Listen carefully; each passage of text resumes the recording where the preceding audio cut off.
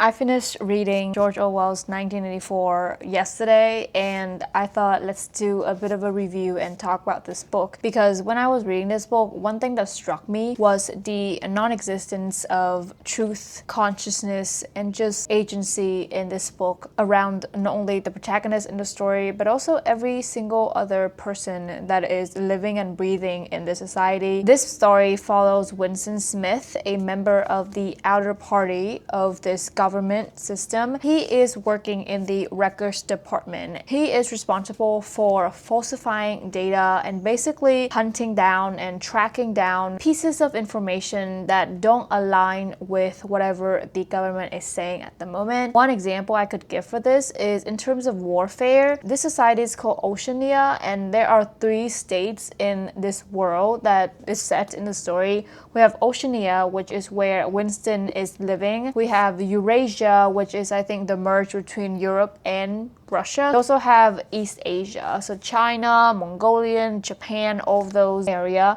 It is not clear who Oceania is at war with. Sometimes Oceania is at war with Eurasia and is in alliance with East Asia, but then just yesterday Oceania was at war with East Asia and in alliance with Eurasia. So it's like flip-flop. Whatever the government claims needs to be the truth, and so every pieces of information that don't align with that have to be revert and falsifies and basically eradicate. The way that the different ministries were named was very interesting. The Ministry of Love is involved with hatred. The Ministry of Truth is involved with lies. The Ministry of Peace is involved with war. Basically, living in this society means that you have no agency, there's no truth, and you don't know what to think. And you cannot think because there's nothing to think about, if that makes sense. A very interesting analogy that is used throughout this book is the 2 + 2 = 4. But if the government says that 2 + 2 = 5, you have to believe wholeheartedly that 2 + 2 = 5. Some parts of this book can be truth, even in our society, because we don't know if certain pieces of information have been eradicated or certain things have been changed accordingly to whatever the superiors were saying. So yeah, reading about this propaganda and indoctrination of this society and how people react accordingly, but also the caste system was very prominent in this book as well, was very much a mirror image of today's society. Obviously not to this certain extent because it's a dystopian. If you're interested or have been wanting to read George Orwell's 1984, I would highly recommend. It's gonna be a mind-bending read and a identity warping,